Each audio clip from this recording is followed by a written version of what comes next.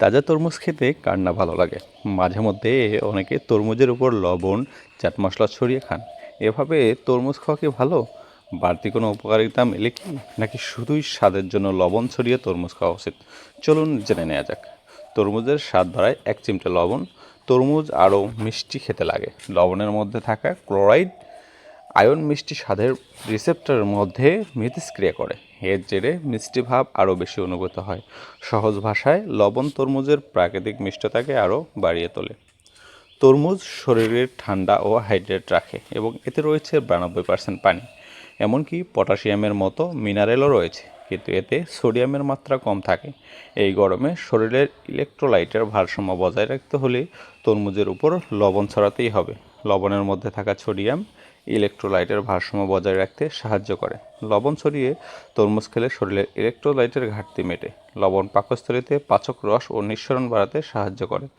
এর জেরে তরমুজ দ্রুত হজম হয়ে যায়। যদিও তরমুজ সহজপাচ্য, তাও অনেকে তরমুজ খাওয়ার পর পেট ফাঁপে। এই সমস্যা অনায়াসে দূর হয়ে যাবে যদি লবণ ছড়িয়ে তরমুজ খান।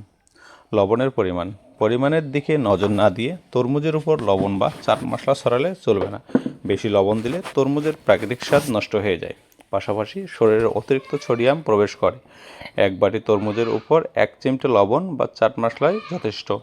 লবণ ছাড়াও বিট লবণ বা চাট মশলা ও লেবুর রস যোগ করতে পারেন, এতে তরমুজের স্বাদ বেড়ে যাবে।